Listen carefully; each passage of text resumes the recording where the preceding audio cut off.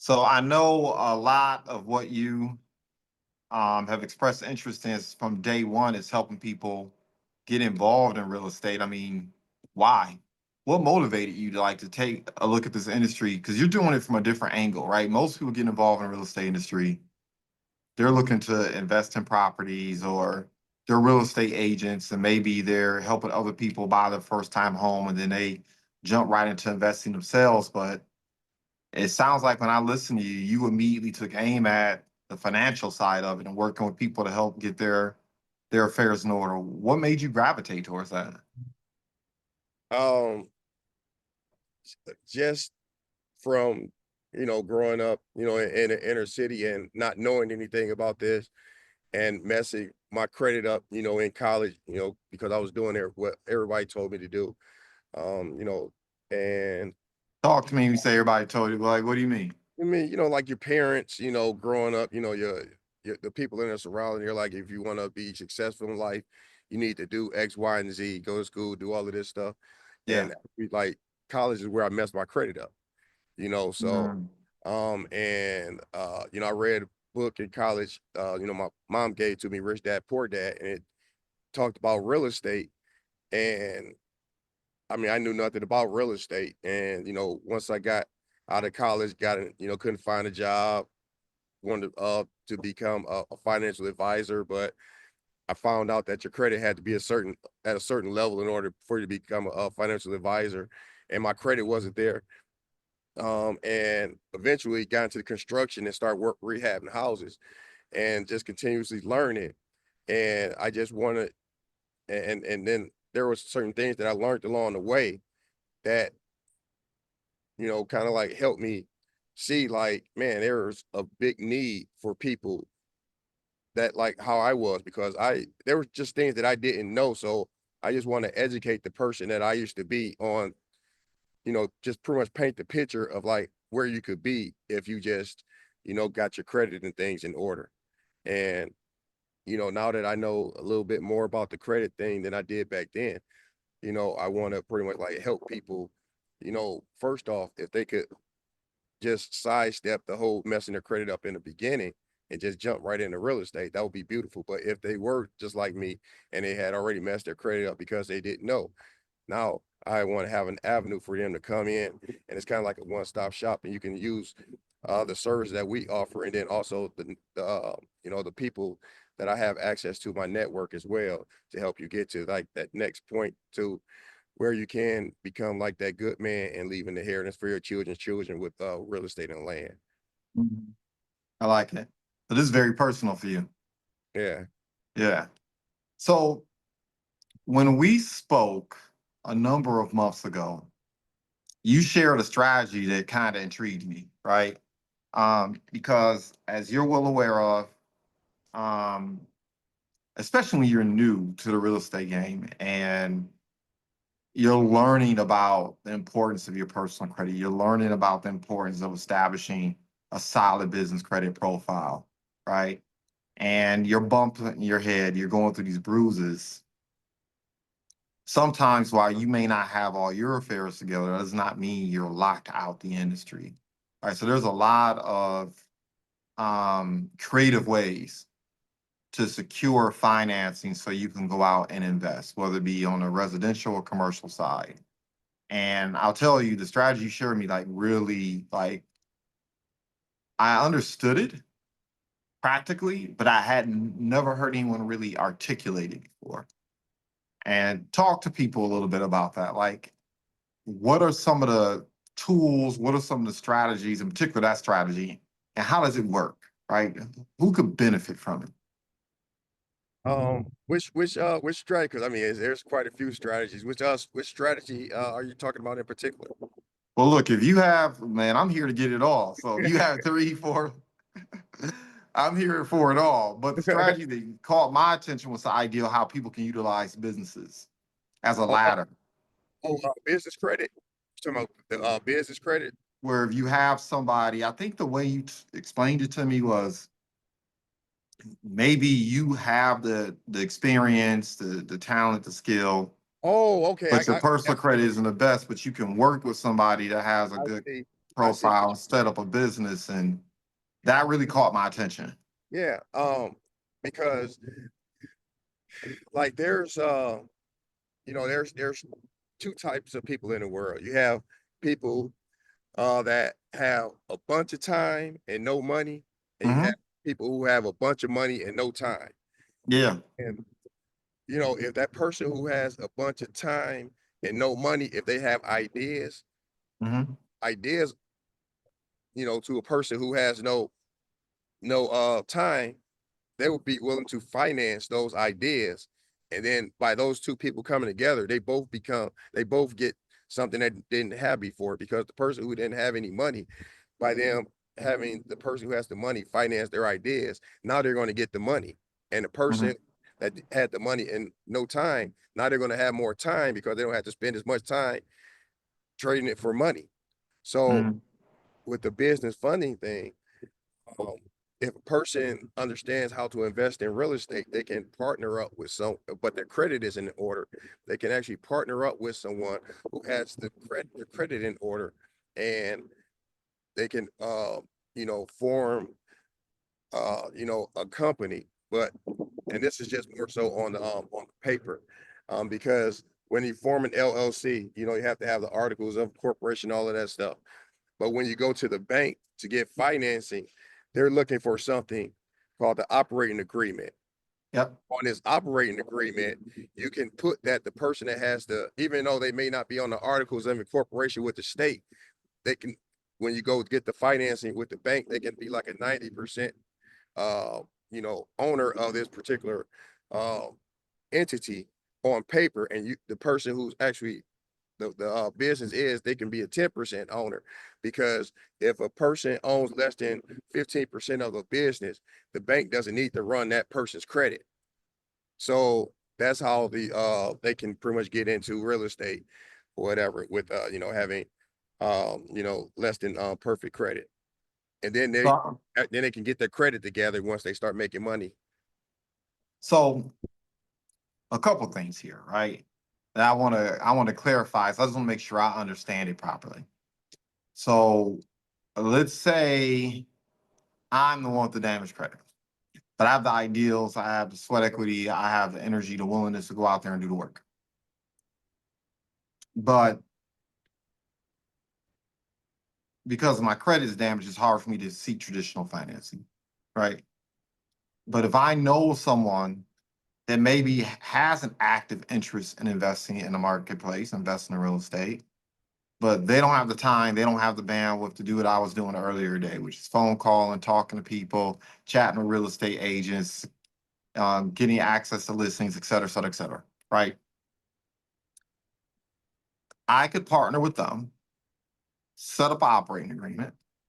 And if I heard you correctly, I just want to make sure I'm repeating this, because I would only have a ownership interest of 15% in the business. The bank isn't going to ask me for personal guarantees. They're not going to run my credit. It's all going to be predicated upon that other person. Exactly. Okay. Now, okay, cool.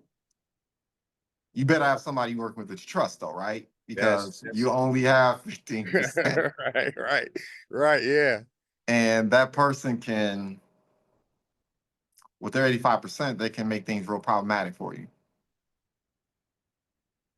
Yeah, it could be. It could. Yeah, that's why that trust is definitely a major factor there. Hmm. So, yeah. Okay. But I mean, it works because, excuse me, it works because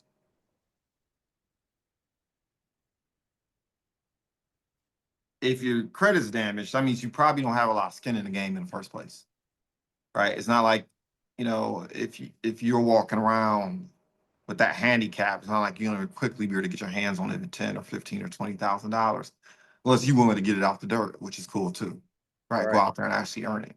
Okay, I like it. Now, man, we talked so much that day. Like I was trying to get it all from you, right? But that one stuck with me. Um, but you mentioned there's some other strategies that you'd like to share with individuals who are dealing with a similar situation, right? where they have the desire, they have the work ethic, hopefully the values, principles, integrity, right? So they're trustworthy. And we can talk about that actually. Because I know from your side of the table, you don't want everyone to take advantage of all these strategies, particularly if they out here running amok and taking advantage of people. So I don't even know whether or not to start with that first, but I am also eager to kind of listen to some of these other ideals that you shared with me about how people with challenge credit can participate. Okay. Well, there's I'll share with you one strategy. Well, there's actually two strategies I'll share with you. Um, I'm pretty sure most of the viewers have driven along the side, the road, and they've seen "I buy houses" signs. Yep. Those "I buy houses" signs, those signs are placed by people called wholesalers. So Hmm. now these wholesalers, what they're looking for is they're looking for these people called motivated sellers. Now, what a motivated seller is a person that they don't want to sell their home. They need to sell their home. So, Mm. and with these people, typically when a person is desperate, you know, they'll exchange these properties for pennies on a dollar, because they just don't want them.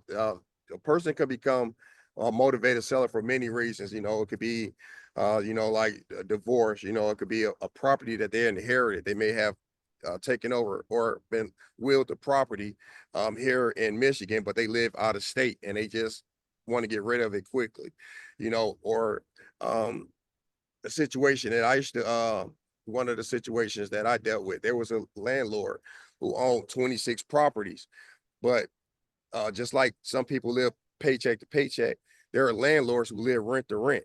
So Mhm. um every year she would be about to lose all her properties, and she had to sell a couple of them just so she could pay the taxes on the other houses, that the other 20 houses or however many she had left. So but a person would just look and say, if a person has 26 houses, they're doing pretty good. So that's why it's like, you can't always look at like how things look on the outside. Sometimes you never know what's going on behind the scenes. But that was another thing. A person may be losing a property because of taxes, code violations, things of that nature. So what you do is you put those signs out, and those motivated sellers are going to call, and then you Yeah. negotiate with them. You get the contract. What I used to do is I used to get the set up a price to buy the property from them, and I would just you know rehab the property. Or some people, once they get that contract, they'll market that contract to someone who's actually going to rehab the property for like $5,000, $10,000 or whatever, and they'll step out of the deal. Yeah. Those are with houses that typically need work. There's another strategy for properties that don't need work, and it's similar, because most people when they So let's slow down just a little bit. Also, let me make a suggestion, right? Because your camera's shaking when oh, you okay, lean in on the table. So I okay, would say, oh, there you go, yeah, I'm doing the okay. same thing. Every time I tap the table, it starts shaking. So I just, let me just sit Okay, back. right. But I want to make sure people understand this. So, because this is how I got involved in the industry a handful of years ago. Coming out of my divorce, I needed to earn some money quick, and I learned about this concept, and I was like, "You got to be kidding me!" Right? And I know it can be a bit intimidating for people because you're talking about contracts, right? But what I want people to understand is that what you're doing is, on paper, you are acquiring an ownership interest in somebody's home, right? So when we say contract, that's what you're doing. You're putting on contract, and now you have an ownership interest.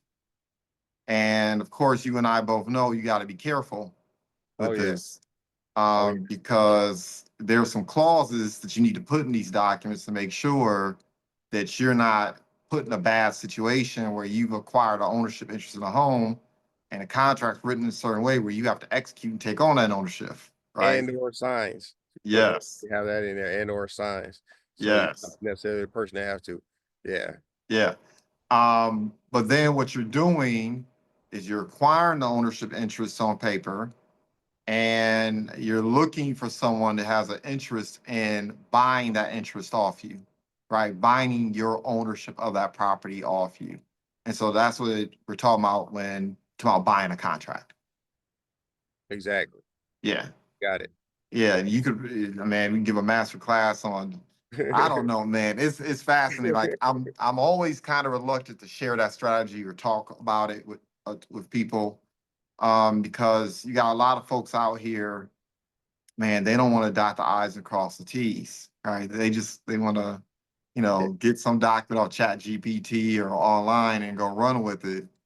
And Yeah. I've heard some horror stories. Yeah. And see, as far as like with that strategy, selling the contract to another investor, I've never done that because I've used the technique of wholesaling, putting those signs out to get properties at discount for me to rehab myself.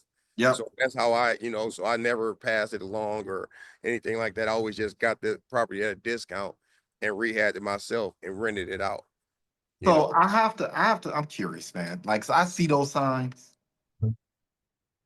and people do mailings, they email, they cold call, they put up those signs, you know, they drive by, they drive for dollars, right?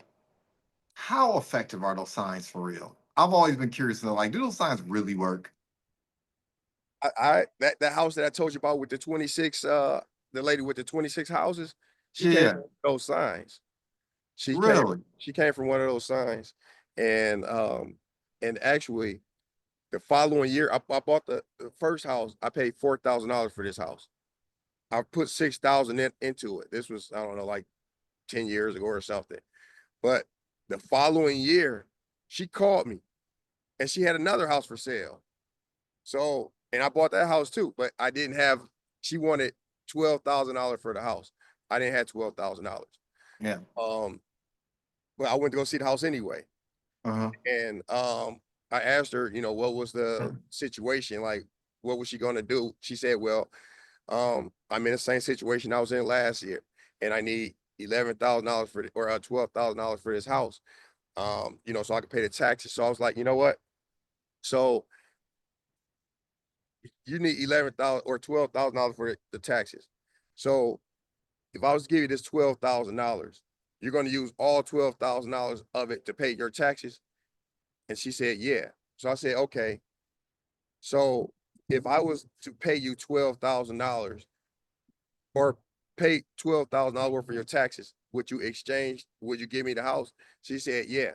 I pulled out like 5 of my credit cards, went to Wayne County Treasurer website, charged all of the $12,000 worth of taxes. And then I like the following month, I went to Michigan First and got a loan. And the loan that I got, I used that to pay off my credit cards.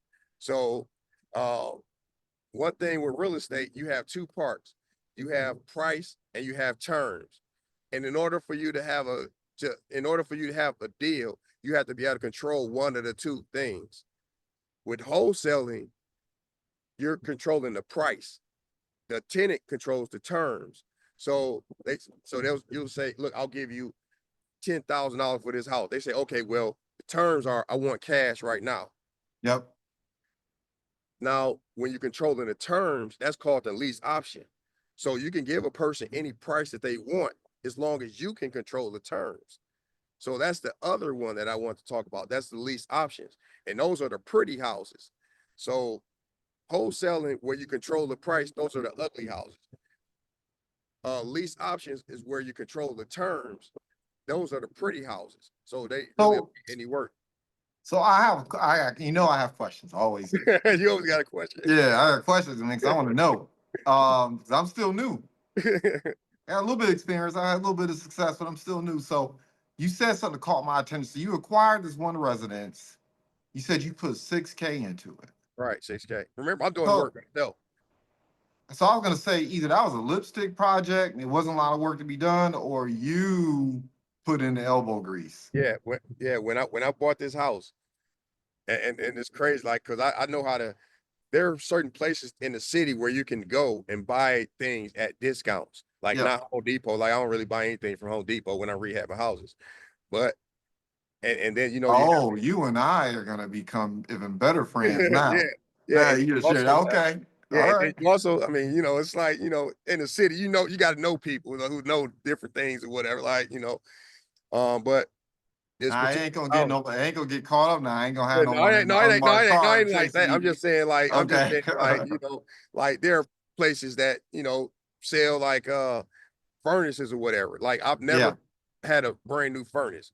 I've never Right. bought a brand new hot water heater, or Right. I've never bought any of those type of things. So, and then paint is inexpensive, you know, so and then I do my own floors and all of that. But when we bought this particular property, this property, it didn't have a furnace in it. The lady had a stove in the basement, and I guess that's how she was heating up the, you know, house or whatever. The Now. plumbing, the plumbing Okay. all needed to be done, but you know, I know how to do the plumbing, you know, Yeah. and the actual PEX plumbing, the whole house was only like $300, you know, and you know, so and then with the you know, everything else, I mean, yeah, it was only like 6 grand. And then later on down the line, probably like a couple years later, I put a new roof on there, but you know, and Yeah. the roof did that, so that was about $5,000, you know, back then. But you know, like I said, it's been like 10 years and I've been renting the house out ever since then. There's never been a vacancy in there. Man, when I listen to individuals like you, I always have a little bit of regret. Look, I value my U of M degree, but I tell you, I tell men all the time, have both. Know how to take a hammer and knock in a nail and get your degree as well. Because I mean, I personally are loath, like I try to avoid touching the 12, $15,000 homes because I know what's going to be required, right? To get them up to speed.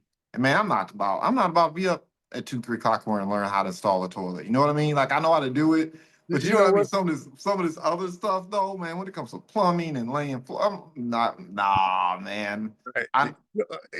You know the funny that's thing. those skilled trades are so invaluable. Oh my goodness, man. Right. Yeah. Yeah. Yeah, people sleep on it. Yeah, and yeah, and it's something that you know, is not taught, you know, or is Mhm. not pushed or whatever in the schools. Like you know, you know, I'm a member of the IBEW, electricians union.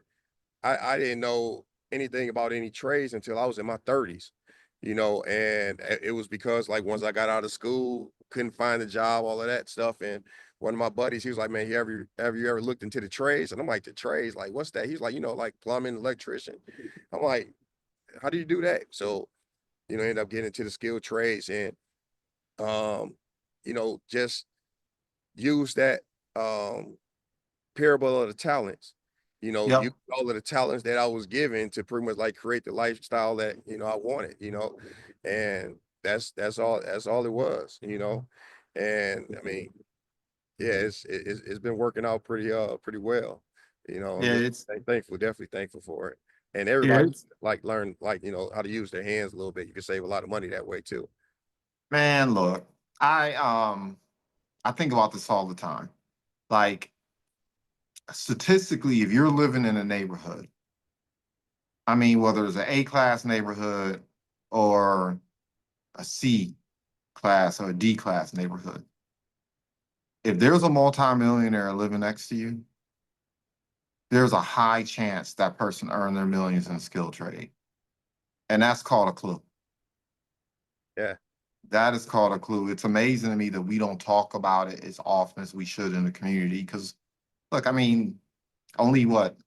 Last time I looked at, only 13% of African Americans even end up going to college, and that's not the number of individuals who graduate. Like those are the ones who attend. That don't mean they matriculate through there and get the degree.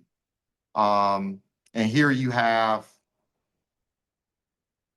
I mean, you spend what, 4 years in college, 5 years now, depending on your circumstances. You're coming out 20, 50. I have friends that come out 70, 100K in debt. You know what I mean?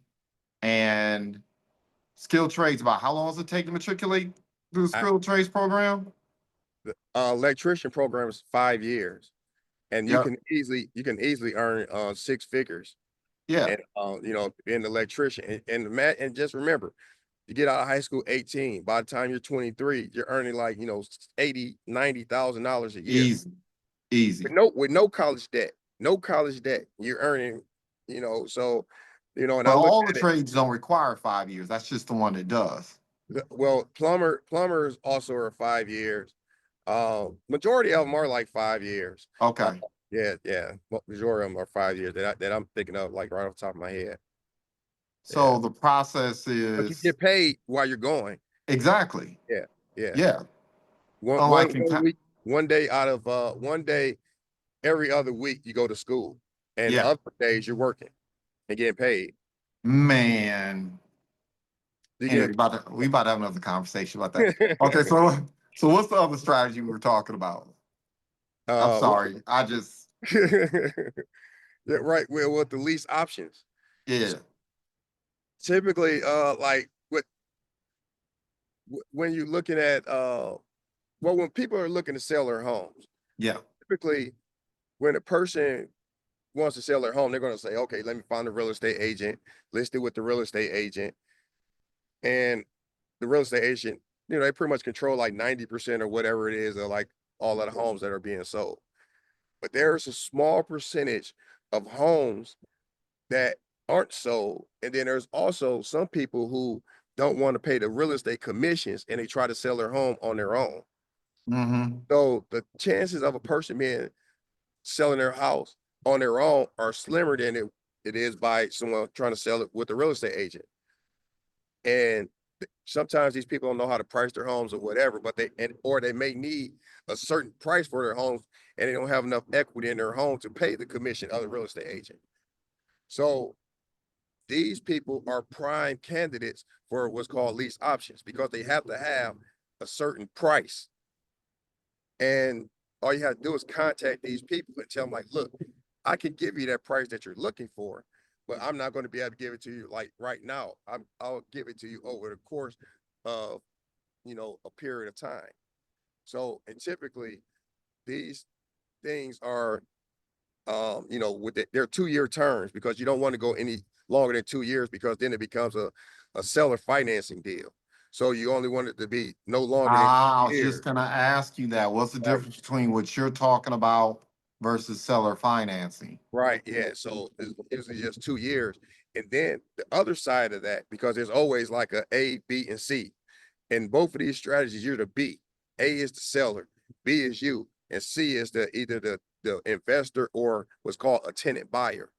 So now a tenant buyer, you're searching for those people because in order to buy a property, you need three things. You need to have a job, you need to have a down payment, and the third thing is what a lot of these tenant buyers don't have right now is the credit to qualify for a mortgage. So Oh, I see what wait yeah, a minute. yeah. Hold on, hold on. So hold on, hold on. So I could go out, acquire a lease agreement, because I have the means to do it, and I could turn around and connect the individuals who need a residence to that agreement. Okay, talk to me a little bit more. How does this work? Okay. Now, this thing that we're talking about, this thing isn't just location specific. Like you can do this right where you are. You can pick up the phone, call people anywhere in the country and set up these type of deals. Okay. Now, it's for sale by owners and the people, the tenant buyers, they're the ones that give you the money. So typically how it works is the money that you receive is 3.5% of whatever the price is that you negotiate with the seller, or $5,000, whichever is greater. So if it's a $300,000 house, your fee is $10,500 just for connecting the buyer with the seller. So, and all you have to do is go to Zillow. But okay, but hold on. So I'm trying to figure out how does the transaction work?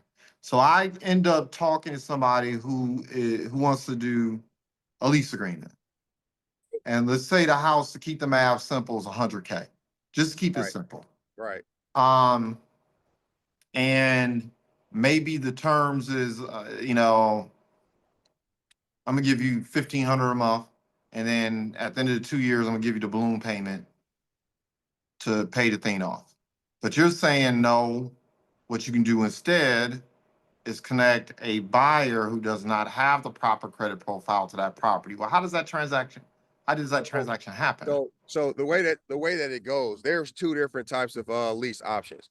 You Yeah. have one that's called the cooperative lease option, and then you also have one that's called the sandwich lease option. So now the cooperative lease options, that's pretty much like wholesaling, like lease options. The sandwich lease option is pretty much like where you stay in the middle. So I think kind of like what you're moving to is more so of the um sandwich lease option, where you do set up a lease agreement with the seller, and you tell them like, look, anything that goes wrong with the property, long as it's less than $500, I'll take care of any repairs or anything Yep. that's needed. And then you find a person, a tenant buyer, and you lease that property to them. And you, Ah, I got you. yeah, So that's I what I'm have talking about. secured the residence. I'm gonna be responsible for whatever repairs. I'm gonna find somebody, and in essence, they're gonna be paying me rent. They're going to be paying you more than what you're paying the seller. So you're Right. going to get a spread there. And then also the price that you negotiated with the seller, the tenant buyer is going to be paying a higher price than what you can negotiate with the seller. So you're going to get paid up front because there's an option fee that the tenant has to pay, and a percentage of that goes to the seller. You're going to step in and tell the seller, like, look, you can go on with the rest of your life. I'm going to take care of this property, and within 5 years, I'm going to have the option to purchase this property from you. So you have 5 years with Man, this okay. property. But remember, you're only negotiating 2 years with with the tenant buyers. So the tenant buyers are going to pretty much give you money up front. Then they're going to give you like $200 or $300 a month more than what you're paying the seller. And then at the end of the deal, within 2 years, if they get their credit together, now they're going to purchase the property and you're going to get a lump sum on the back end. But if they don't purchase the property, it's 2 years. They either have to give you another upfront fee again, and the price is going to be higher than it was before. So, Because okay, so here's the thing. you keep going. You Uh, can just keep no, going no, on. no, no. Look, this is And they interesting. don't I've never ask you heard of about this before. credit or anything. They don't ask you about credit or anything. So here's the thing, because credit's not involved. It's an agreement between. So okay, all right. Hold on now. So the family or the individual that wants to move into this house, where you secured it with a lease agreement. Right. Now here's the thing: if they're having credit challenges, I could see them. Let's say $1,000, $100,000 home. We're talking about Detroit Metro, right? $100,000 home, Detroit Metro. You can probably, safely without much trouble get $800 from a family. Oh, And easy. then but what you really want is closer to 1,200, and you can get that in certain zip codes in Detroit Metro pretty easily, right? For what $100,000 home is here in Detroit. But what I'm hearing from you, and let's say I agreed to pay the owner $1,000, I'm gonna have the person who wants to move in the home pay 1,200 or maybe 1,300, whatever the case may be. But you're also saying they're gonna pay a lump sum. Now that's where it kind of throws me off, because you can't be targeting a depressed market doing that, because they don't have $5,000, $10,000 up front.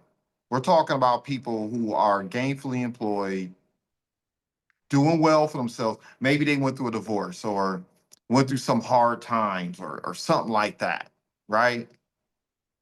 But believe it or not, there are more people out there that have that amount of money than you would think. They There are can people. run it up. I know they can. Yeah, yeah. Yeah. Think about it. they get refund checks, whatever, at the, what is it, like February, whenever, like, Yeah. get all of this stuff. So they had people have money. Yeah. Okay. So, but yeah, that's why we typically, and typically the properties that we target are underneath the FHA guideline, like the loan maximums. So like in Yeah. Detroit, it's like, or like in Michigan, it's like, what is it, like almost like 500,000 now, but really Yeah. about 250, 300,000 is kind of like the sweet spot that you want to like target. Interesting. Yeah. So yeah, and then just a correction. Well, or an addition to what you were saying, like you secure a lease agreement with the person, but there's also another thing called called an option agreement. So you Yeah. also have to have the option agreement with the seller, because that gives you The option to the buy the property, to right, acquire the exactly, property after a certain term. right, yeah, and you agree to one for 5 years with the seller, but each person that you pretty much like in essence sublet the property to, Yeah. they're only 2 years for those people. So you, Because if I'm essence, hearing you correctly, if you go beyond 2 years, it becomes a seller financing agreement. right, And technically, if you're in the middle, you can't do a seller financing agreement because you really don't own the property. exactly. Oh, Yeah, wow. yeah. So and then you do it for 5 years because that gives you two times. So Yeah. if the first tenant buyer doesn't work out, you can get another tenant buyer, and hopefully that person works out. And if that person doesn't work out, then you can, and they can pretty much close or buy the property anytime within that 24-month period. So and then Interesting. yeah. Yeah, and there's like so many people, like when you start advertising for these properties, there's so many people that contact you about these properties. It's crazy. You just have to know how to screen them as well. That's another thing that you have to Yeah, do. yeah, yeah, yeah. Yeah. Man, So those are I two. knew I was going to learn something new today when I spoke with you. Because every time I chat with you, like, man, I'm doing this, I'm doing that. I'm like, okay, Right. Yeah. Oh, that's what's up. mm-hmm. And that's a way for people like to get in the least options. Really, all you need is a laptop and a cell phone. And the beautiful Right. thing about this, you can do it from anywhere in the world. You could be like right now, I'm outside of Starbucks. I could, easily be making phone calls or whatever to Florida, you know, Hmm. California, doing like these things all over the country. So talk to me, like, horror stories happen, right? You take on, which is why you got to screen them properly. But they're like, and you said earlier, the sweet spot is like 200, $250,000 in terms of the homes, because you're really kind of competing with the FHA market when you go above that, right? Well, well, the reason you stay within the FHA guidelines is because with FHA you only need 3.5% down. Oh, yes, So that's right. remember, I said that your commission is 3.5% or 5% or whichever is greater. So when they give you your commission, that's in essence the 3.5% that they needed for the FHA financing. So when you say the word commission, Or well, my co- no, fee. okay, That's your fee, not yeah, yeah, commission. yeah, Fee, yeah, fee, okay, not commission. No, you're not an agent. It's fee. right. Yeah, I love it. Okay, and we're gonna talk more about this. right. Yeah. We're about to have a couple conversations. I love it. Hey, man, I talk about this stuff all day. I love it. Yeah. Um, so I know you have your hands on a couple pots. Like you just talked about how you now have like a turnkey situation where you help people clean up their personal credit as well. So folks can reach out to you for that, right? Right. Um, so I guess the question I have for you is, are you? So I know you're earning by helping people clean up personal credit. I get that. I know you're helping people out in terms of securing financing when they can more or less work with a ladder, somebody that has their affairs together, right? Set up a business a certain type of way. And I know you have some other things going on in terms of helping people secure financing. Are you out here also like consulting people? Are people paying you consulting fees to do this type of work and kind of shepherd them through this? You know, That I'm looking to get into that. There has been a couple people that I have talked to and gave them information, and they just reached in their pocket. Like there was one guy I gave him some information about stock option investing, and he actually like reached in his pocket, pulled out $300 bills and gave it to me. And I'm like, man, that's wild. That's like the first time somebody actually just paid me for just giving them some information. And it kind of like sparked something. And I'm like, man, you know what? I need to really start consulting with people and like, uh charging for the information because it's life changing. And I spent a lot of money with mentors, that was teaching me this stuff because the fastest way to wherever you're trying to go is by paying a mentor or something. But most people, they don't, they don't believe that. They like, oh, I can look at it and find it on YouTube myself. But the thing is, Mm, yeah, you're going to pay one way or the other. You're going to either yep, pay with money or you're going to pay with your time. And most people, they don't understand that time is more valuable than money. So it's like they'll rather spend all their time trying to figure out how to save some money, whereas I'll pay the money just so I save a bunch of time. Point yeah, me right to the goal. I don't want to try to walk around the mountain like a million times trying to figure out where the goal is. Just point me to the goal so I can know that I'm walking right to the goal. yeah. So, that's I want to try to help, point people to where the goal is, so that consultant thing will be something that I really need to probably look into more. Man, success loves speed. Yes, success loves speed. That's true. Yep. Yeah. Good things are left behind by those who wait, but only the things left behind by those who hustle. Yeah. All day, every day. Mm-hmm. So, number one, I want to thank you for taking time out to schedule, pulling over at Starbucks. Oh yeah. I was like, that's Oh commitment, man. brother. When I looked up and saw that, I was like, okay. Yeah, hey man. I couldn't miss this interview. Hey man, you know how long it's been since I've been trying to get on your show, man. So Busy guy. talk to me. How can people get in contact with you? Well, you get my Instagram, Sidel Murray on Instagram. It has all my links and everything there. You know, So they just put in Sadel and Murray and Sidel you'll Murray. pop up. Okay. It's just basic. Yep, Sidel Murray. Yep, and if you need funding, there's a link there. You want a consultation. There's a link. You can calendar link. You can sign up there, and you can reach out to me, and get you a 15-minute free consultation. To help you out, get you advance to the next level. I love it. I love it. Well, look, I appreciate your time. We definitely got to bring you back.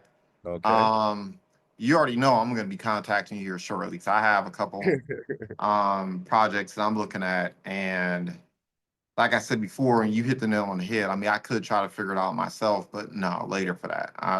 I want to hurry up and get to it and make this transaction happen and build that wealth and continue to kind of snowball what I have going on. So I thank you for your time. Yeah. And I know our audience was definitely benefited from the information you shared. Oh yeah, man, appreciate you. And yeah, hopefully you got something out of it and you can take it to the next level. I appreciate you guys. Yes, sir. Yes, sir.